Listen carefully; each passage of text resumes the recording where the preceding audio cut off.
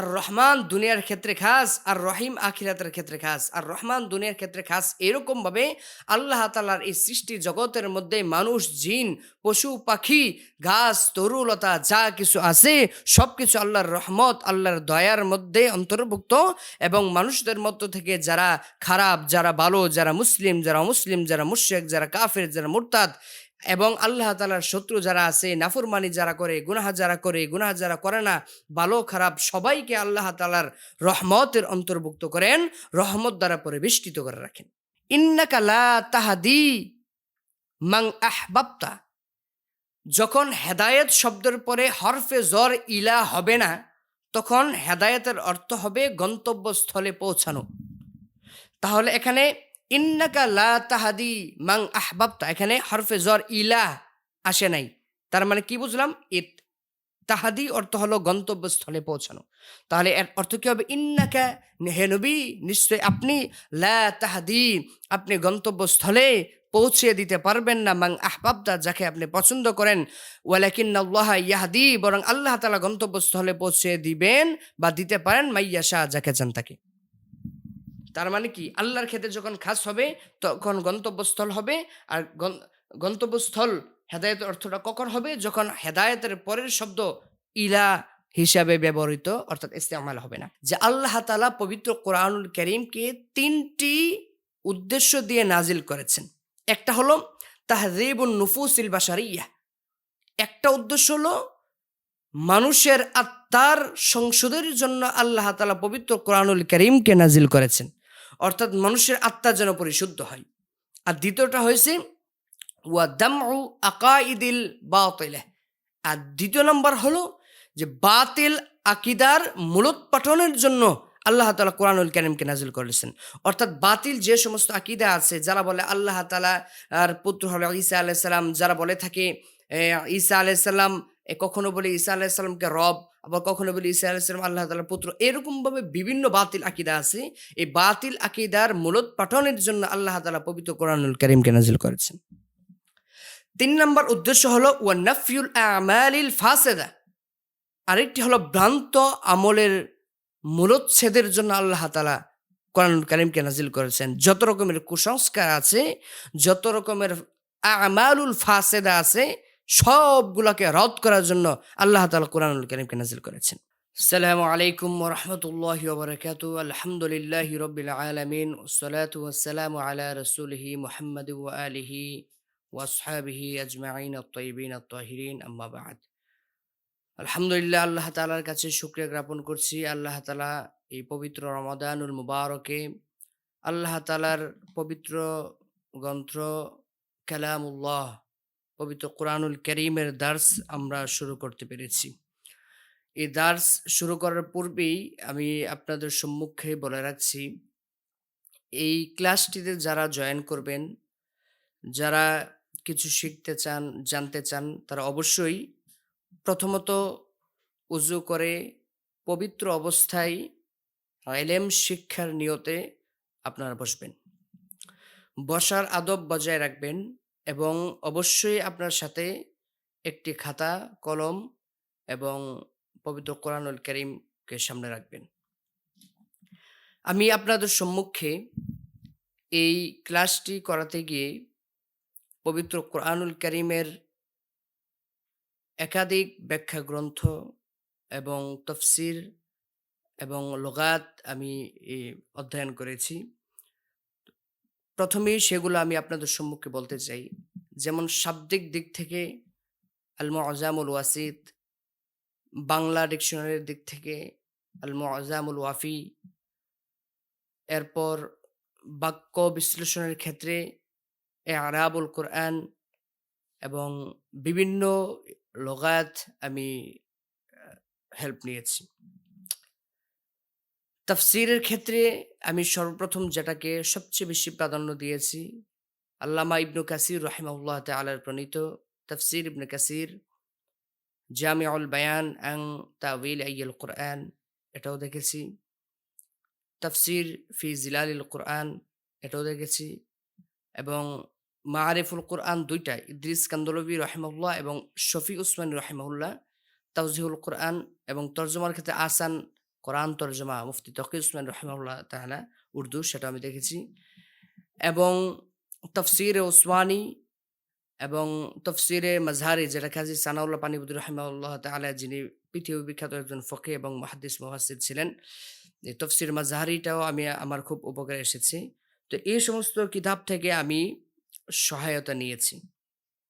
আমি ক্লাসটির সূচনা আগেই পবিত্র কোরআনের শুধু শাব্দিক পরিচয় দিয়েই আমি আমার ক্লাসটি শুরু করব ইনশাআল্লাহ। আমি কোনো প্রকার ভূমিকায় যেতে চাই না, কারণ যেহেতু জার্নিটা খুব লং জার্নি, পবিত্র কোরআনের ৩০ পারা অর্থাৎ ১১৪টি সূরার আমি সংক্ষিপ্ত ব্যাখ্যা বিশ্লেষণের মাধ্যমেই সমাপ্ত করার চেষ্টা করব ইনশাআল্লাহ।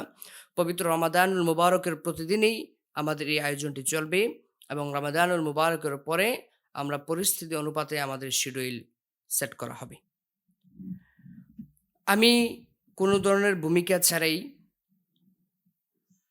কোরআনুল কারীমের পরিচয় সম্পর্কে আমি যেতে চাই। কোরআন আল্লাহ তাআলার আসমানি গ্রন্থসমূহের মধ্য থেকে সর্বশেষ গ্রন্থ, আল্লাহ তার নাজিলকৃত কিতাব, সর্বশেষ কিতাব এবং সর্বশেষ নবী মুহাম্মদুর রাসূলুল্লাহর উপরে নাজিল হয়েছে। আল্লাহ তাআলা যত কিতাব তার রাসূলদের উপরে প্রেরণ করেছেন, তার মধ্য হতে সর্বশ্রেষ্ঠ কিতাব হলো কিতাবুল্লাহিল কোরআন, সেটা হলো কোরআন। কোরআন শব্দটির অর্থ হলো যেটা পঠিত হয়। করউন শব্দ থেকে যেটা নির্গত হয়েছে। এই কোরআন শব্দটি তাসরিফ কোন শব্দ থেকে হয়েছে সেটা নিয়ে ইখতিলাফ আছে। কেউ বলে কিরাআতুন থেকে, কেউ বলে করউন থেকে। পৃথিবী বিখ্যাত মুফাসসির এবং ইতিহাসবিদ আল্লামা ইবনু কাসির রাহিমাহুল্লাহ তাআলা এবং চার মাযহাবের একটি মাযহাব শাফি মাযহাবের ইমাম শাফি রাহিমাহুল্লাহ তাআলা, তিনি এবং ইবনে কাসির সহ বা'দুল আইম্মা কেরামের একটি দল, তিনাদের অভিমত হলো যে কোরআন শব্দটি হলো ইসমু গায়রে মুশতাক। ইসমু গায়রে মুশতাক কি? ইসিম দুই প্রকার, একটা হলো ইসমে মুশতাক, একটা হলো ইসমে জামিদ। ইসমে মুশতাক কি? যেগুলা বিভিন্ন ফিআলের রূপে রূপান্তরিত হয় ইসমে মুশতাকের মাধ্যমে, যেটা ইসিম হয়। আর একটা হলো যেটা উৎপত্তিগতভাবেই ইসিম, যেটা কোনো ফিআইল, অর্থাৎ এটার মূল মাসদার যেটা আফআলুল মুতাসাররিফা হিসেবে ব্যবহৃত হয় না, এটা হলো ইসমু গায়রে মুশতাক। তো ইমাম ইবনে কাসির এবং ইমাম শাফি এদের মত হলো যে কোরআনটা উৎপত্তিগতভাবেই ইসিম, এটা কোনো মাসদার থেকে তাসরিফ নয়। আল্লামা ইবনু কাসির, ফাররা আবুল হাসান বাইহাকি রাহিমাহুল্লাহ তাআলা এবং খতিব বাগদাদি রাহিমাহুল্লাহ তাআলা, তিনাদেরও মত যে কোরআন শব্দটা করউন অথবা কিরাআতুন মাসদার থেকে তাসরিফ নয়, বরং কোরআন শব্দটা উৎপত্তিগতভাবেই কোরআন। তবে তারা এই কোরআনকে হামজা ব্যতীত করনুন বলে তারা বলতেন, তারা কোরআনকে হামজা বাদে করউন পড়তেন। আল্লামা রাগিব ইসপাহানি রাহিমাহুল্লাহ তাআলা, তিনি কোরআনের ব্যাখ্যায় তিনি বলেন কোরআন শব্দটা করউন থেকে তাসরিফ। তিনার মত হলো এটা। করউন শব্দ অর্থ হলো যে একত্র করা, সন্নিবেশিত করা, সম্প্রসারিত। এর অর্থ হলো যে অধ্যয়ন করা, আবৃত্তি করা, পাঠ করা। অর্থাৎ করউন অর্থ হলো পাঠ করা, অধ্যয়ন করা। কোরআন মানে হলো যেটা পঠিত হয়। তিনি কোরআনুল কারীম শব্দটার ব্যাপারে তিনি বলেন, এই কোরআন শব্দটা আমাদের নবী মুহাম্মদুর রাসূলুল্লাহর উপরে খাস। তিনি বলেন ওয়াকাদ খুস্সা বিল কিতাবিল মুনাজ্জাল আলা মুহাম্মাদিন। তিনি বলেন কোরআন শব্দটা, এই শব্দটা নবী মুহাম্মদুর রাসূলুল্লাহর উপরে খাস। ফাসারা লাহু কাল আলামি কামা আন্না আত-তাওরাতা লাম্মা উনজিলা আলা মূসা ওয়াল ইনজিলা আলা ঈসা আলাইহিমুস সালাম। অর্থাৎ কোরআন শব্দটা নবী মুহাম্মদুর রাসূলুল্লাহর উপরে খাস, যেমনইভাবে তাওরাত মূসা আলাইহিস সালামের প্রতি খাস, ইনজিল ঈসা আলাইহিস সালামের প্রতি খাস। তাহলে এই কোরআন শব্দটা মুহাম্মদুর রাসূলুল্লাহ ব্যতীত অন্য কাউকে বা অন্য কোনো ক্ষেত্রে সেটা ইস্তেমাল করা যাবে না। এর জন্যই এ দিক থেকে বিবেচনা করে ইমাম শাফি এবং ইবনে কাসির বলেছেন, যদি কোরআন শব্দটা করণ থেকে আসে তাহলে কি যেটা পঠিত হয় সেটা কোরআন। তাহলে দেখা গেল একটি কিতাব, যে কিতাবটা পড়া হয়, অন্য সব কিতাব যেটা নিয়মিত পড়া হয়, তাহলে সেটাকে কোরআন শাব্দিক অর্থও বলা যায়। তাহলে শাব্দিক অর্থ যদি বলা যায় তাহলে সেটা মুহাম্মদুর রাসূলুল্লাহর সাথে তাখসিস হলো না, সেটা যে কোনো ক্ষেত্রেই সেটা আম হয়ে গেল। এর জন্য কোরআন শব্দটা উৎপত্তিগতভাবেই ইসিম, এটা অন্য কোনো মাসদার থেকে তাসরিফ হয় নাই বলে তারা অভিহিত করেছেন। এইভাবে কোরআন শব্দের বিভিন্ন ব্যাখ্যা বিশ্লেষণ রয়েছে। কোরআন শব্দের পারিভাষিক অর্থ, কোরআন শব্দের সংজ্ঞা মুফাসসিরিনে কেরাম এবং ইমামগণ আইম্মায়ে কেরাম বিভিন্ন রকমভাবে তারা সংজ্ঞায়িত করেছেন। যেমন আমাদের উপমহাদেশে ভারতবর্ষে যিনি প্রখ্যাত আলেম, ফকিহ, মুহাদ্দিস, মুফাসসির আল্লামা মুফতি আমিমুল ইহসান রাহিমাহুল্লাহ তাআলা, যিনি মিজানুল আখবার লিখেছেন এবং যিনি বাইতুল মুকাররমের খতিব ছিলেন, তিনি ব্যাখ্যায় বলেন, আল কিতাবুল কোরআন আল মুনাজ্জালু আলা সাইয়্যিদিনা মুহাম্মাদিন লিল ইজাজি বিসূরাতিন মিন। অর্থাৎ তিনার মত এটা, আল্লামা জারকানি রাহিমাহুল্লাহ তাআলা তিনি কোরআনের সংজ্ঞায় বলেন, আল মুনাজ্জালু আলা মুহাম্মাদিন আল মানকুলু আনহু বিতাওয়াতুরি আল মুতাআব্বাদু বিতিলাওয়াতিহি। এই দুইজনের মত আমি উল্লেখ করলাম। এইভাবে কোরআনের যত সংজ্ঞা আছে সমস্ত সংজ্ঞার চেয়ে গুরুত্বপূর্ণ এবং সবচেয়ে মশহুর যে মত, যেটা নূরুল আনওয়ারের মধ্যে আল মানার প্রণেতা তিনি এটা উল্লেখ করেছেন, তিনি বলেন, আল আম্মাল কিতাবু ফাল কোরআন আল মুনাজ্জালু আলা রাসূলিল্লাহি সাল্লাল্লাহু আলাইহি ওয়াসাল্লাম আল মাকতুবু ফিল মাসাহিফ আল মানকুলু আনহু নাকলান মুতাওয়াতিরান বিলা শুবহা। অর্থাৎ আম্মাল কিতাবটা হলো ফাল কোরআন, কোরআন হলো আল মুনাজ্জাল, যেটা নাজিল হয়েছে আলা রাসূলিল্লাহি, রাসূল সাল্লাল্লাহু আলাইহি ওয়াসাল্লামের উপর যেটা নাজিল হয়েছে, আল মাকতুবু ফিল মাসাহিফ, মুসহাফে যেটা লিপিবদ্ধ। মুসহাফ কি? যে নুসখায় কোরআনটা লিপিবদ্ধ হয়েছে সেটাকে বলা হয় মুসহাফ। তো আল মাকতুবু ফিল মাসাহিফ, মাসাহিফে যেটা লিপিবদ্ধ আছে, এবং আল মানকুলু আনহু নাকলান মুতাওয়াতিরান বিলা শুবহা, যেটা মুহাম্মদুর রাসূলুল্লাহ থেকে নিয়ে বেলা শুবহা আমাদের অদ্যাবধি পর্যন্ত এটা বিভিন্ন মুতাওয়াতির পর্যায়ে রিওয়ায়াত হয়ে পৌঁছেছেন। এগুলো কোরআনের পারিভাষিক সংজ্ঞা। অনেক সংজ্ঞা আছে, সবচেয়ে মশহুর সংজ্ঞা, সবচেয়ে মশহুর কওল হলো এটা। আমি কোরআনের পরিচিতির একেবারেই শর্ট করছি। সর্বশেষ বলতে চাই যে কোরআনের উদ্দেশ্য কি, আল্লাহ কেন কোরআনুল কারীমটাকে নাজিল করেছেন। একাধিক মুফাসসিরিনে কেরাম থেকে আমি আমাদের আকাবির থেকে একটি কওল আমি নকল করেছি। ভারতবর্ষের প্রখ্যাত আলেম ইমামুল হিন্দ শাহ ওলিউল্লাহ মুহাদ্দিস দেহলভী রাহিমাহুল্লাহ তাআলা, পৃথিবী বিখ্যাত একজন মুহাদ্দিস ছিলেন। তিনি কোরআনুল কারীম কেন আল্লাহ তাআলা নাজিল করেছেন তার উদ্দেশ্য সম্পর্কে বলেন যে আল্লাহ তাআলা পবিত্র কোরআনুল কারীমকে 3টি উদ্দেশ্য দিয়ে নাজিল করেছেন। একটা হলো তাহযীবুন নুফুসিল বাশারিয়াহ, একটা উদ্দেশ্য হলো মানুষের আত্মার সংশোধনের জন্য আল্লাহ তাআলা পবিত্র কোরআনুল কারীমকে নাজিল করেছেন, অর্থাৎ মানুষের আত্মা যেন পরিশুদ্ধ হয়। আর দ্বিতীয়টা হয়েছে ওয়া দামউ আকাইদিল বাতিলা, আর দ্বিতীয় নম্বর হলো যে বাতিল আকীদার মূলোৎপাটনের জন্য আল্লাহ তাআলা কোরআনুল কারীমকে নাজিল করেছেন। অর্থাৎ বাতিল যে সমস্ত আকীদা আছে, যারা বলে আল্লাহ তাআলা আর পুত্র হলো ঈসা আলাইহিস সালাম, যারা বলে থাকে ঈসা আলাইহিস সালাম, কখনো বলে ঈসা আলাইহিস সালামকে রব, আবার কখনো বলে ঈসা আলাইহিস সালাম আল্লাহ তাআলার পুত্র, এরকমভাবে বিভিন্ন বাতিল আকীদা আছে। এই বাতিল আকীদার মূলোৎপাটনের জন্য আল্লাহ তাআলা পবিত্র কোরআনুল কারীমকে নাজিল করেছেন। 3 নম্বর উদ্দেশ্য হলো ওয়া নাফিউল আমালিল ফাসিদা, আরেকটি হলো ভ্রান্ত আমলের মূলোচ্ছেদের জন্য আল্লাহ তাআলা কোরআনুল কারীমকে নাজিল করেছেন। যত রকমের কুসংস্কার আছে, যত রকমের আমালুল ফাসিদা আছে, সবগুলোকে রদ করার জন্য আল্লাহ তাআলা কোরআনুল কারীমকে নাজিল করেছেন। এই আমি আপনাদের সম্মুখে কোরআনের পরিচিতি সম্পর্কে একেবারেই সংক্ষিপ্ত কিছু আলোচনা করলাম।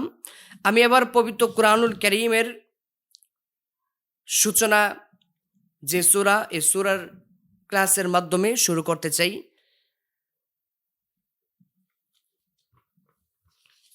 আমরা পবিত্র কোরআনুল কারীম যদি খুলি, কোরআনুল কারীমের সর্বপ্রথম যে সূরা, এই সূরাটির নাম হলো সূরাতুল ফাতিহা।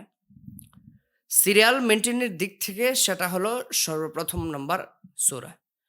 আমরা সকলেই জানি আল্লাহ তাআলা পবিত্র কোরআনুল কারীমের সূরা আলাকের প্রথমাংশ তিনি সর্বপ্রথম নাজিল করেছেন। কিন্তু কোরআনুল কারীমের প্রথম সূরা ফাতিহা আনলেন, কিন্তু সূরা আলাক প্রথম আনলেন না কেন? আল্লাহ তাআলা প্রথম যে কয়েকটি ওয়াহির মাধ্যমে কোরআন নাজিল করেছেন, এ সবগুলো হলো বিভিন্ন সূরার অংশ। আর সূরাতুল ফাতিহা হলো এমন সূরা যে সূরাটা আল্লাহ তাআলা সর্বপ্রথম পরিপূর্ণভাবে নাজিল করেছেন। এই জন্য কোরআন বিন্যাসের ক্ষেত্রে, সিরিয়াল মেইনটেইনের ক্ষেত্রে সূরাতুল ফাতিহাকে সর্বপ্রথম এনেছেন। এই সূরাতুল ফাতিহাতে ৭টি আয়াত রয়েছে। সূরাতুল ফাতিহার অপর নাম হলো, বিভিন্ন নামে অভিহিত করেছেন মুফাসসিরিনে কেরাম, সাহাবায়ে কেরাম এবং আল্লাহর রাসূল। আমি সংক্ষিপ্তভাবে কয়েকটি নাম বলছি। একটি হলো সূরাতুল ফাতিহা। সূরাতুল ফাতিহা এই কারণে নামকরণ করা হয়েছে, কোরআনুল কারীম আমরা প্রবেশ করার পর কোরআনুল কারীমে আমরা খোলার পরই সর্বপ্রথম যে সূরাটি দেখতে পাই সেটা হলো সূরাতুল ফাতিহা। ফাতিহা অর্থ হলো আরম্ভ করা, শুরু করা, খোলা, উন্মুক্ত করা। কোরআন উন্মুক্ত করলে যে সূরাটি আমরা সর্বপ্রথম দেখতে পাই সেটি হলো সূরাতুল ফাতিহা। এর জন্য তার নাম হলো সূরাতুল ফাতিহা। আর দ্বিতীয়ত হলো উম্মুল কোরআন। হযরত আনাস রাদিয়াল্লাহু আনহু থেকে হাদিস বর্ণিত এবং ইমাম তিরমিজি রাহিমাহুল্লাহ সহিহ সনদে আবু হুরাইরার থেকে যে হাদিসটি এনেছেন, এই হাদিস দ্বারা প্রমাণ করেন আল্লাহর রাসূল বলেন যে কোরআন সূরাতুল ফাতিহার অপর নাম হলো সূরাতু উম্মুল কোরআন, এবং আরেকটি নাম সূরাতুল ফাতিহার সেটি হলো সাবউল মাসানি, যেটা বারংবার ৭টি আয়াত পঠিত হয়। এটার নাম হলো সাবউল মাসানি। আল্লাহর নবী একাধিক জায়গায় হাদিসের মধ্যে এই সূরাতুল ফাতিহার অপর নাম সাবউল মাসানি হিসেবে বলেছেন, এবং আল্লাহ তাআলা কোরআনুল কারীমের মধ্যে তিনি বলেছেন যে এটা সাবউল মাসানি। কিভাবে? যে আল্লাহ তাআলা কোরআনুল কারীমের মধ্যে বলেন, ওয়ালাকাদ আতাইনাকা সাবআন মিনাল মাসানি ওয়াল কোরআনিল আযীম। আল্লাহ তাআলা এই ৭টি আয়াত বারংবার পঠিত হিসেবে এবং মহামর্যাদাশীল পবিত্র কোরআনুল কারীমকে আল্লাহর রাসূলকে দান করেছেন। এখানে সাবআন মিনাল মাসানি দ্বারা সমস্ত মুফাসসিরিনে কেরাম ঐক্যমত যে সাবআন মিনাল মাসানি দ্বারা আল্লাহ তাআলা সূরাতুল ফাতিহার ৭টি আয়াতকে উল্লেখ করেছেন, এজন্য সাবউল মাসানি। আর দ্বিতীয়ত হলো আর রুকিয়া। আবু সাঈদ রাদিয়াল্লাহু আনহু থেকে হাদিস বর্ণিত, এক সর্পদষ্ট ব্যক্তিকে যখন আবু সাঈদ এই সূরাতুল ফাতিহা পরে ফুঁক দেয়, আল্লাহ তাআলার রহমতে সে সুস্থ হয়ে যায়। আল্লাহ নবী এটা জেনে বললেন, আবু সাঈদ তুমি কিভাবে বুঝলা এই সূরাতুল ফাতিহা যে রুকিয়া? তো এই দৃষ্টিকোণ থেকে সূরাতুল ফাতিহার অপর নাম হলো সূরাতুর রুকিয়া। আরেকটি নাম হলো সূরাতুল শিফা। আবু সাঈদ হতে ইমাম দারামি রাহিমাহুল্লাহ বর্ণনা করেন, আল্লাহর রাসূল সাল্লাল্লাহু আলাইহি ওয়াসাল্লাম বলেন, যত রকমের বিষক্রিয়া আছে সূরাতুল ফাতিহা এই সকল বিষক্রিয়াকে নষ্ট করে দেয়। অর্থাৎ অসুস্থ থেকে আল্লাহ তাআলা সূরাতুল ফাতিহার মাধ্যমে আরোগ্য দান করেন। এর জন্য সূরাতুল ফাতিহার অপর নাম হলো সূরাতুশ শিফা। কেউ কেউ বলেন সূরাতুল ফাতিহার, যেমন ইবনে আব্বাসের তিনি বলেছেন যে সূরাতুল ফাতিহার অপর নাম আসাসুল কোরআন। এরপর সুফিয়ান ইবনে উরাইনিয়া বলেন যে সূরাতুল ফাতিহার অপর নাম হলো আল ওয়াকিয়া, অর্থাৎ রক্ষক। হ্যাঁ, ইয়াহইয়া ইবনু আবি কাসির তিনি বলেন সূরাতুল ফাতিহার অপর নাম হলো আল কাফিয়া, প্রয়োজন পূরণের যথেষ্ট। অর্থাৎ মানব জীবনে ইসলাহের জন্য, সংশোধনের জন্য যা প্রয়োজন আল্লাহ তাআলা সূরাতুল ফাতিহার মধ্যে ডিরেক্ট এবং ইনডিরেক্ট সবকিছু বলে দিয়েছেন। এবার আসি সূরাতুল ফাতিহার নাজিলের স্থান। সূরাতুল ফাতিহা কোথায় নাজিল হয়েছে? দেখেন, নাজিলের প্রেক্ষাপটের দিক থেকে, নাজিলের স্থানের দিক থেকে সূরা হয়তো মক্কি নয়তো মাদানী। আমরা সকলেই জানি হিজরতের পূর্বে যে সমস্ত সূরা নাজিল হয়েছে সেগুলোকে বলা হয় মাক্কি, হিজরতের পরে যে সমস্ত সূরা নাজিল হয়েছে সেগুলোকে বলা হয় মাদানী। তবে সূরাতুল ফাতিহা মাক্কি নাকি মাদানী, ইবনে আব্বাস, কাতাদা, আবুল আলিয়া রাদিয়াল্লাহু আনহুম রাহিমাহুল্লাহ তিনাদের মত হলো যে সূরাতুল ফাতিহা হলো মাক্কি, অর্থাৎ হিজরতের পূর্বে নাজিল হয়েছে। আর আবু হুরাইরা রাদিয়াল্লাহু তাআলা আনহু এবং আতা ইবনে ইয়াসার এবং জুহরি এদের মত হলো যে সূরাতুল ফাতিহা মদিনার মধ্যে নাজিল হয়েছে। এখন সূরাতুল ফাতিহা কি মক্কায় নাকি মাদানী, আসেন আমরা এটা জেনে নিই। সবচেয়ে আসাহুল কৌল, অধিক শুদ্ধ যে সহিহ মত সেটা হলো আল্লাহ তাআলা এই সূরাতুল ফাতিহাকে নবীজির হিজরতের পূর্বে মক্কাতুল মুকাররমার মধ্যে নাজিল করেছেন। কিভাবে? আমরা একটি আয়াত পাঠ করার মাধ্যমেই সেটা আমরা খুঁজে বের করব। আল্লাহ তাআলা কোরআনুল কারীমের মধ্যে বলেন, ওয়ালাকাদ আতাইনাকা সাবআন মিনাল মাসানি ওয়াল কুরআনিল আযীম। আল্লাহ তাআলা বলেন, আমি এই কোরআনুল কারীম, এই কারীমের মধ্যে ৭টি আয়াত বারংবার পঠিত হিসেবে এবং মহামর্যাদাশীল কোরআনুল কারীমকে আপনি রাসূলকে আমি আল্লাহ তাআলা দান করেছি। তাহলে সাবআন মিনাল মাসানি দ্বারা সকল মুফাসসিরিনে কেরাম ঐক্যমত আল্লাহ তাআলা সূরাতুল ফাতিহাকে বুঝিয়েছেন। তার মানে বোঝা গেল কি? এবং মুফাসসিরিনে কেরাম এটাও বলেন এ সাবআন মিনাল মাসানি ৭টি আয়াত বারংবার পঠিত দ্বারা কি বুঝিয়েছেন? বলে বারংবার নামাজের মধ্যে যেহেতু সূরাতুল ফাতিহা বারবার পঠিত হয়, প্রত্যেক রাকাতেই পঠিত হয়, এজন্য আল্লাহ তাআলা আয়াত নাযিল করেন।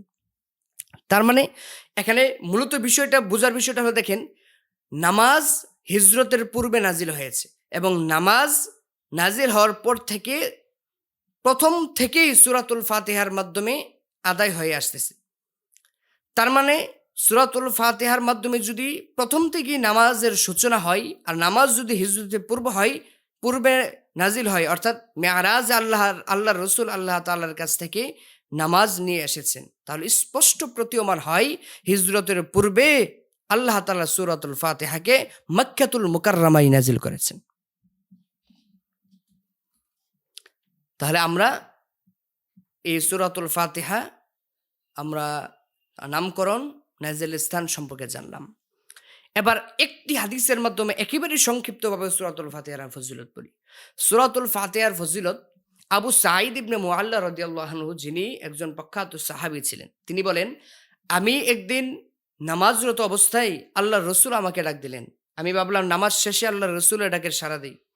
আমি যখন আল্লাহর রাসূলকে নামাজ শেষে জিজ্ঞাসা করলাম, ইয়া রাসূলুল্লাহ, আপনি আমাকে ডেকেছেন? আল্লাহর রাসূল বলে, কোথায় ছিলে? আমি বললাম যে আমি নামাজে ছিলাম। আল্লাহর রাসূল বলেন, আল্লাহ তাআলার নাজিলকৃত এক আয়াত পাঠ করে বলেন, তুমি কি জানো না, আল্লাহ এবং তার রাসূল যদি কোনো তার মানুষকে ডাক দেয়, তার সকল কর্মব্যস্ততাকে ফেলে দিয়ে, তার সমস্ত ব্যস্ততা, তার সমস্ত কাজকে পিছনে ফেলে দিয়ে আল্লাহ এবং তার রাসূলের ডাকে সাড়া দিতে হবে। এজন্য আল্লাহ এবং রাসূল যখন ডাক দেয়, অর্থাৎ কোরআন হাদিস যখন আসে, সমস্ত কিছুকে রদ করে ফেলতে হবে। এ সম্পর্কে বিস্তারিত আলোচনা করবে ইনশাআল্লাহ। তখন আবু সাঈদ ইবনে মুআল্লা চুপ করে আছেন। আল্লাহ নবী বলেন, আচ্ছা ঠিক আছে, আমি মসজিদ থেকে বের হওয়ার পূর্বে কোরআনুল কারীমের সর্বশ্রেষ্ঠ একটি সূরা তোমাকে চিনিয়ে দিব।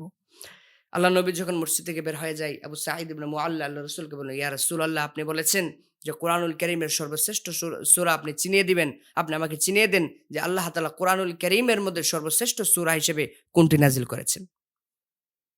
আল্লাহর রাসূল তখন বলে যে কোরআনুল কারীমের সর্বশ্রেষ্ঠ সূরা হলো সূরাতুল ফাতিহা। সূরাতুল ফাতিহা আল্লাহ তাআলা এত মর্যাদাশীল হিসেবে করেছে। আমি এখন সূরাতুল ফাতিহার সরাসরি তেলাওয়াতের মধ্যে যাচ্ছি ইনশাআল্লাহ। প্রত্যেক আয়াত বাই আয়াতেই আমি যতটুকু পারি সংক্ষিপ্ত আকারে কিছু বলার চেষ্টা করব ইনশাআল্লাহ। বিসমিল্লাহির রহমানির রহিম। কোরআনুল কারীমে আল্লাহ তাআলা প্রত্যেক সূরা নাজিলের পূর্বে বিসমিল্লাহ জিবরাইল আলাইহিস সালাম বলেছেন। আল্লাহর নবী যখন বিসমিল্লাহ জিবরাইল পাঠ করতে শুনতেন, তাহলে বোঝা যেত একটি সূরার সমাপ্ত হয়ে আরেকটি সূরার সূচনা হয়েছে। কিন্তু সকলের সর্বসম্মতিক্রমে মত যে বিসমিল্লাহ কুরআনুল কারীম সূরাতুল ফাতিহার অংশ নয়। কেন? ওই যে আল্লাহ তাআলা আয়াত পাঠ করেছিলাম সাবআন মিনাল মাসানি, এখানে ৭ টি আয়াত বলেছেন। নবীও একাধিক হাদিসের মধ্যে সূরাতুল ফাতিহাকে সাবউল মাসানি বলেছেন, অর্থাৎ এই ৭ টি আয়াত স্পষ্ট করে উল্লেখ করে দিয়েছেন। এজন্য বিসমিল্লাহ সূরাতুল ফাতিহার অন্তর্ভুক্ত নয়। সূরাতুল ফাতিহার প্রথম আয়াত হলো আলহামদুলিল্লাহি রাব্বিল আলামিন। হামদু শব্দের অর্থ হলো প্রশংসা করা। আলিফ লামটা হলো আলিফ লাম ইস্তিগরাকি। আলিফ লাম ইস্তিগরাকি মানে হলো ওই বিষয়ে সবকিছুকে অন্তর্ভুক্ত করা।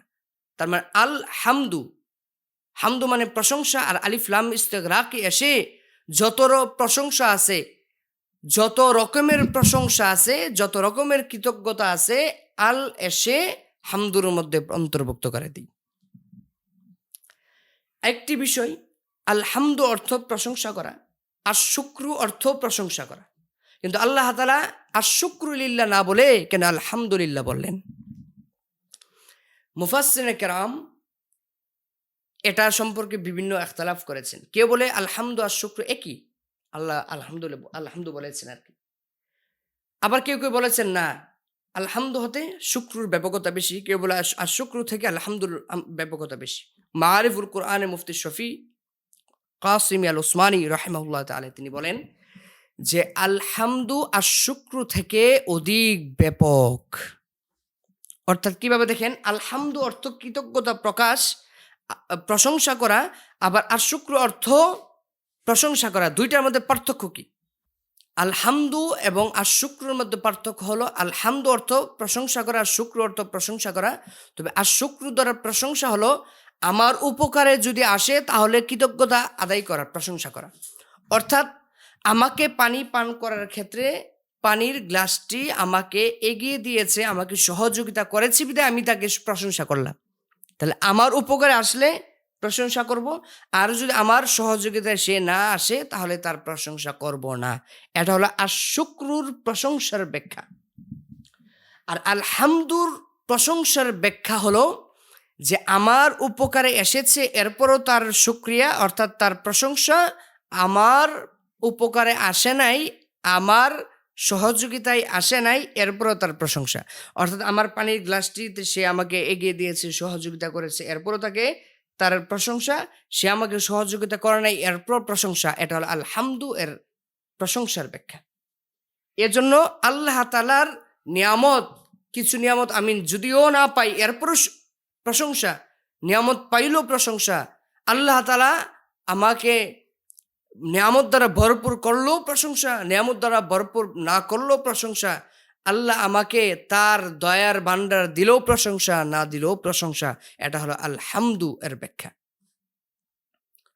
লিল্লাহি একমাত্র আল্লাহর জন্য, তাহলে প্রশংসা একমাত্রই হবে আল্লাহ তাআলার জন্য। রব্বিল আলামিন, যিনি আলাম সমূহের রব। আলাম এর বহুবচন হলো, জমা হলো আলামিন। অর্থাৎ আলামিনের ব্যাখ্যা কি?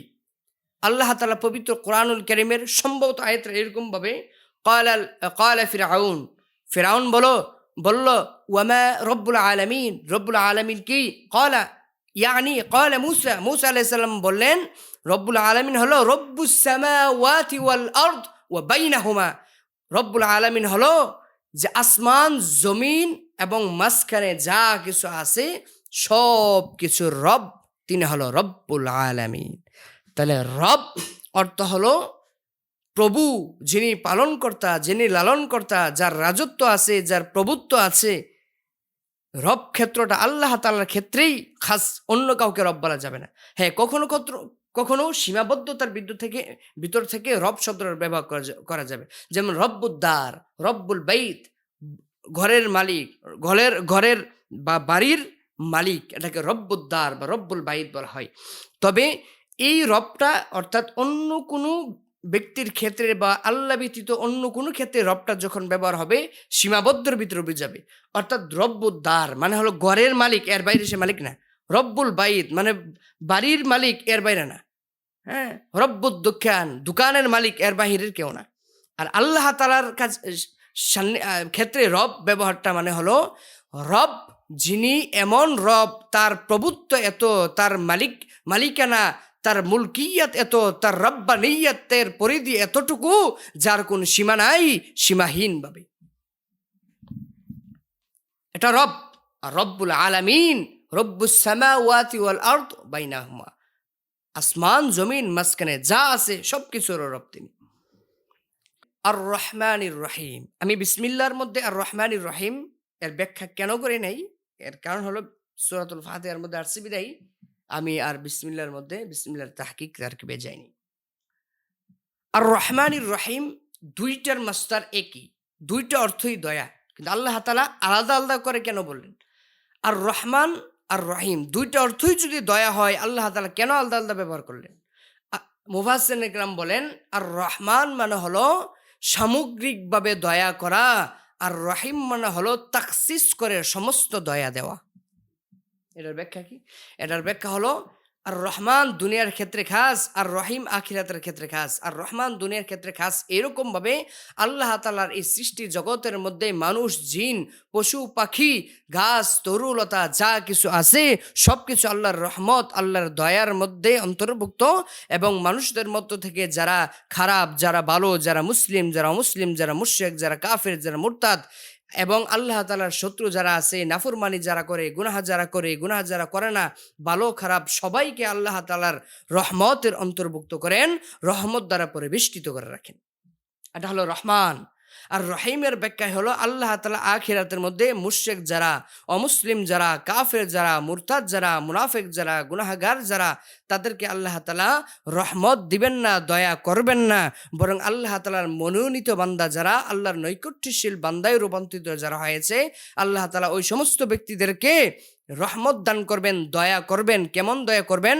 আল্লাহর ভান্ডারের মধ্যে, আল্লাহর দয়ার ভান্ডারে যত দয়া আছে সমস্ত দয়া দ্বারা আল্লাহ তাআলা তাদেরকে রহমত আর মাগফিরাত দান করবেন। এই হলো রহমান আর রহিমের একটি ব্যাখ্যা। আল্লাহ তাআলা বলেন, এরপর আয়াতের মধ্যে বলেন, ইয়াকা না'বুদু ওয়া ইয়াকা নাস্তাঈন। ইয়াকা একমাত্র আপনারই, আমরা আপনারই, ইয়াকা না'বুদু, আ'বুদু না'বুদু জামা মুতাকাল্লিমের সিগা, অর্থাৎ আমরা সকলেই আপনারই ইবাদত করি। তাহলে ইবাদত হবেই একমাত্র আল্লাহর। এরপর বলেন ওয়া ইয়াকা, এবং আপনার কাছেই নাস্তাঈন, আমরা সাহায্য চাই। এই নাস্তাঈন, সাহায্য চাওয়া মানে কি? এই সাহায্য যে আমি আল্লাহ তাআলা ব্যতীত অন্য কারো কাছে আমি আমার সন্তান চাই না, অন্য কারো কাছে আমার রিজিক চাই না, অন্য কারোর কাছে আমার তকদির ভালো হোক খারাপ হোক এগুলা চাই না, বরং আমার তকদির ভালো খারাপ আল্লাহর হাতে। আমার সন্তান দেবে কিনা সেটাও আল্লাহর হাতে, আমার রিজিক কম হবে না বেশি হবে আল্লাহর হাতে। কেউ যদি রিজিক আল্লাহ ব্যতীত বাবার কাছে চাই, মাজারে চাই, সন্তান যদি আল্লাহর কাছে না চেয়ে বাবার কাছে চাই, কেউ যদি তার তকদির আল্লাহ তাআলার কাছে না চেয়ে গায়রুল্লাহর কাছে চাই, তাহলে ইয়াকা নাস্তাঈন এর অন্তর্ভুক্ত হবে না। এরপর আল্লাহ তাআলা বলেন, ইহদিনাস সিরাতাল মুস্তাকিম। ইহদিনা, হে আল্লাহ আমাদেরকে হেদায়েত দান করেন, সিরাতাল মুস্তাকিম। সিরাতাল মুস্তাকিম, সিরাত মানে হলো পথ, পন্থা, আর মুস্তাকিম মানে হলো সোজা সরল। আমি এটার একটা উদাহরণ হিসেবে ব্যাখ্যা দাঁড় করেছি যে এমন সোজা পথ, যে সোজা পথে ডানেও কোনো মোড় নেই, বাঁয়েও কোনো মোড় নেই, যার ডান বাম আঁকাবাঁকা নয়, বরং সোজা ইসলাম ছেয়ে আল্লাহ তাআলার সান্নিধ্যের সৌরভ গ্রহণ করা যায়, সেটা হলো মুস্তাকিম। তাহলে সিরাতে মুস্তাকিম, সহজ সরল সঠিক পথের হেদায়েত আমাদেরকে দেন। হেদায়েতের অর্থ বোঝার আগে আমি আপনাদের সম্মুখে দুইটি আয়াত আমি তেলাওয়াত করতে চাই। আল্লাহ তাআলা পবিত্র কোরআনুল কারীমের মধ্যে বলেন, ইন্নাকা লা তাহদি মান আহবাবতা ওয়ালাকিন্নাল্লাহা ইয়াহদি মান ইয়াশা। আল্লাহ তাআলা কোরআনুল কারীমের মধ্যে বলেন, ইন্নাকা লা তাহদি, হে নবী, আল্লাহ তাআলা নবীকে বলছেন, হে নবী নিশ্চয়ই আপনি লা তাহদি, আপনি হেদায়েত দিতে পারবেন না, মান আহবাবতা, আপনি যাকে মহব্বত করেন, ওয়ালাকিন্নাল্লাহা, কিন্তু আল্লাহ তাআলা ইয়াহদি, হেদায়েত দিতে পারেন, মাইয়াশা, যাকে চান তাকে। তার মানে কি, এই আয়াত দ্বারা স্পষ্ট প্রতীয়মান হয় আল্লাহর রসুল হেদায়েত দিতে পারেন না। এরপর আরেকটা আয়াত বলছি, ইন্নাকা লা তাহদি ইলা সিরাতিম মুস্তাকিম। এরপর আল্লাহ আয়াতে বলছেন যে ইন্নাকা লা তাহদি, হে নবী আপনি হেদায়েত দেন, ইলা সিরাতিম মুস্তাকিম, সিরাতে মুস্তাকিমের হেদায়েত দেন। তাহলে এখানে একটা সাংঘর্ষিক হয়ে গেল। একবার আল্লাহ বলছে হেদায়েত আপনি দিতে পারবেন না, আরেকবার বলছে আপনি হেদায়েত দেন। তাহলে এখানে হেদায়েতের অর্থ কি?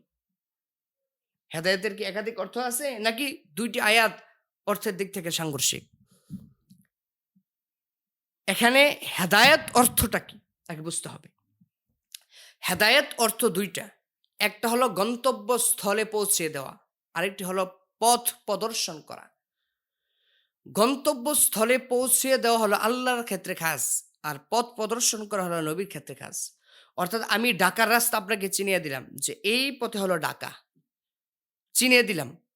আর এই রাস্তায় নিয়ে যাওয়া, পৌঁছে দেওয়া, এটা হলো পৌঁছানো, গন্তব্যস্থলে পৌঁছানো। তাহলে ঢাকার রাস্তাটা যিনি দেখাবেন, অর্থাৎ এক্সাম্পল, সেটা হলো নবীর দায়িত্ব, আর সেখান পর্যন্ত পৌঁছে দেওয়া হলো আল্লাহ তাআলার দায়িত্ব। তাহলে কোন শব্দটা কখন ব্যবহার হয়? গন্তব্যস্থলে পৌঁছানো, এই শব্দটা আল্লাহ তাআলার ক্ষেত্রে খাস হবে। কখন? ইন্নাকা লা তাহদি মান আহবাবতা, যখন হেদায়েত শব্দের পরে হরফে জর ইলা হবে না, তখন হেদায়েতের অর্থ হবে গন্তব্যস্থলে পৌঁছানো। তাহলে এখানে ইন্নাকা লা তাহাদি মান আহবাবতা, এখানে হরফে জর ইলা আসে নাই। তার মানে কি বুঝলাম? তাহাদি অর্থ হলো গন্তব্যস্থলে পৌঁছানো। তাহলে এর অর্থ কি হবে? ইন্নাকা, হে নবী নিশ্চয় আপনি, লা তাহাদি আপনি গন্তব্যস্থলে পৌঁছে দিতে পারবেন না, মান আহবাবতা যাকে আপনি পছন্দ করেন, ওয়ালাকিন্নাল্লাহা ইয়াহদি বরং আল্লাহ তাআলা গন্তব্যস্থলে পৌঁছে দিবেন বা দিতে পারেন মাইয়াশা যাকে চান তাকে। তার মানে কি, আল্লাহর ক্ষেত্রে যখন খাস হবে তখন গন্তব্যস্থল হবে। আর গন্তব্যস্থল হেদায়েতের অর্থটা কখন হবে? যখন হেদায়েতের পরের শব্দ ইলা হিসাবে ব্যবহৃত, অর্থাৎ ইস্তেমাল হবে না। আর দ্বিতীয় আয়াতের মধ্যে ইন্নাকা লা তাহদি ইলা সিরাতিম মুস্তাকিম, এখানে তাহাদি হেদায়েতের পর ইলা আসছে, ইলা সিরাতিম মুস্তাকিম। তাহলে হরফে জর ইলা আসার কারণে তখন সেটার অর্থ হয়ে যাবে যে আপনি, ইন্নাকা হে নবী নিশ্চয় আপনি, লা তাহদি নিশ্চয় আপনি পথ প্রদর্শন করেন, ইলা সিরাতে মুস্তাকিম, সিরাতে মুস্তাকিমের। তার মানে নবীর ক্ষেত্রে যখন হেদায়েত হবে আসবে, তখন অর্থ হয়ে যাবে যে আপনি হেদায়েতের পথ প্রদর্শন করেন। আর যখন আল্লাহ তাআলার ক্ষেত্রে খাস হবে তখন হবে অর্থ হবে গন্তব্যস্থল, অর্থাৎ হেদায়েতে পৌঁছে দেন, হেদায়েত দান করেন। তাহলে ইহদিনা সিরাতাল মুস্তাকিম অর্থ কি হবে? ইহদিনা, হে আল্লাহ আমাদেরকে হেদায়েতের অর্থাৎ গন্তব্যস্থলে আমাদেরকে পৌঁছিয়ে দিন। হ্যাঁ, ইহদিনা সিরাতাল মুস্তাকিম, সিরাতে মুস্তাকিমের গন্তব্যস্থলে আমাদেরকে পৌঁছিয়ে দিন। অর্থাৎ দোয়াটা আল্লাহ তাআলার কাছে এটা নয় যে আল্লাহ সিরাতে মুস্তাকিমের পথ আমাদেরকে দেখিয়ে দেন, বিষয় এমন না, বরং সিরাতে মুস্তাকিম আমাদেরকে পৌঁছিয়ে দেন। তাহলে কি বুঝলেন? যে আল্লাহ তাআলার কাছে দোয়া রাস্তা দেখায় না, বরং আমাদেরকে পৌঁছায় দেন। এরপর আল্লাহ তাআলা বলতেছেন সিরাতাল্লাযীনা আন'আমতা আলাইহিম, সিরাতে মুস্তাকিম এর পথে আমাদেরকে নিয়ে যান। কোন সিরাতে মুস্তাকিম? বলে আল্লাযী, যারা, আন'আমতা আলাইহিম যারা নিয়ামত প্রাপ্ত হয়েছেন, তাদের সিরাত, তাদের রাস্তায় আমাদেরকে হেদায়েত দান করেন। আল্লাহ তাআলার নিয়ামতে ভূষিত হয়েছেন কারা? মূসা আলাইহিস সালামের কওম দুইটা, যারা অবাধ্য হয়েছেন, আর একটা বাধ্যগত। যারা বাধ্যগত আল্লাহ তাআলা তাদেরকে নিয়ামত দিয়েছেন। হ্যাঁ, তদ্রূপভাবে ইব্রাহিম আলাইহিস সালামের দুইটি গোত্র, একটা হলো ইব্রাহিম আলাইহিস সালামকে মেনেছেন, বাধ্যগত হয়েছেন, আর একটা বাধ্যগত হন নাই। যারা বাধ্যগত হয়েছে, তারা নিয়ামত প্রাপ্ত হয়েছে, তারা আল্লাহ তাআলার মনোনীত বান্দায় রূপান্তরিত হয়েছে। আমরা তাদের ক্ষেত্রে তাদেরকে দেখিয়ে দোয়া করা যে আল্লাযী আন'আমতা আলাইহিম, যারা আপনার নিয়ামত প্রাপ্ত হয়েছেন তাদের রাস্তায় আমাদেরকে হেদায়েত দেন। গায়রিল মাগদুবি আলাইহিম, গায়রিল মাগদুব, অর্থাৎ যাদের উপরে গায়রিল মাগদুব, আপনার ক্রোধ, আপনার গজব যাদের উপরে নাজিল হয় নাই, অবতীর্ণ হয় নাই, আপনি তাদের পথে আমাদেরকে হেদায়েত দান করেন। কেউ কেউ এর অর্থ এভাবে করেছেন, যারা গজবে নিপতিত হয়েছে তাদের পথ আমাদেরকে দেখিয়েন না। তাহলে কারা গজবে নিপতিত হয়েছেন? মুফাসসিরিনে কেরাম বলেন এখানে গায়রিল মাগদুবি আলাইহিম, এ আলাইহিম দ্বারা হলো ইহুদি জাতি, যারা আল্লাহ তাআলার অভিশাপে, আল্লাহ তাআলার গজবে নিপতিত হয়ে ধ্বংসে রূপান্তরিত হয়ে গিয়েছে। এরপর আল্লাহ তাআলা বলেন ওয়ালাদ-দাল্লিন, যারা পথভ্রষ্ট, যারা পথভ্রষ্ট হয়েছে, লাইনচ্যুত হয়েছে, তাদের পথ অর্থাৎ তাদের সিরাত আমাদের প্রয়োজন নাই।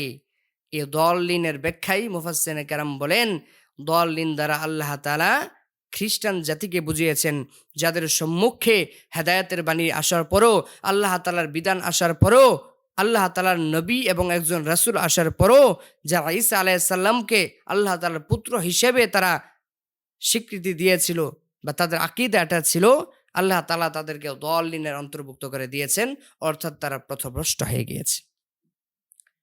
আমিন, আমিনটা আল্লাহর রাসূল বলেন, কেউ যদি নামাজে সূরাতুল ফাতিহার পরে আমিন বলে, এই আমিনটা যদি ফেরেশতাদের আমিনের সাথে মিলিত হয়ে যায়, আল্লাহ তাআলা তার জিন্দেগীর যত গুনাহ আছে সমস্ত গুনাহ মাফ করে দিবেন। আল্লাহ তাআলা আমাদেরকে এই সূরাতুল ফাতিহার সংক্ষিপ্ত আকারে যে আলোচনা করেছি, যে দার্স আপনাদের সম্মুখে দিয়েছি, আমাদেরকে আমল করার তৌফিক দান করুক, বোঝার তৌফিক দান করুক। গুরুত্বপূর্ণ পয়েন্টগুলা আপনারা যারা উপস্থিত রয়েছেন খাতার মধ্যে নোট করে নেবেন। অবশ্যই উজুর সাথে পবিত্রতার সাথে বসবেন, খাতা কলম এবং কোরআনুল কারীমকে অবশ্যই সামনে উপস্থিত রাখবেন। অল্প অল্প সময়, রমজানের কিছু সময় যদি আপনারা এই দর্শক কোরআনুল কারীমটার সময় দেন, আশা করি ভালো কিছু দিতে পারবো ইনশাআল্লাহ। আর সর্বশেষ একটি কথা, যেহেতু আজকে থেকেই সূচনা আমার দর্সের ক্ষেত্রে কোরআনুল কারীম ব্যাপক বিস্তৃত একটি আল্লাহ তাআলার কিতাব। এই কিতাবের দর্স দেওয়ার মতো কোনো ধরনের যোগ্যতাই আমার নাই। যতটুকু উস্তাদদের কাছ থেকে শিখেছি আপনাদের সম্মুখে তাকরার মুযাকারার নিয়তে বসেছি।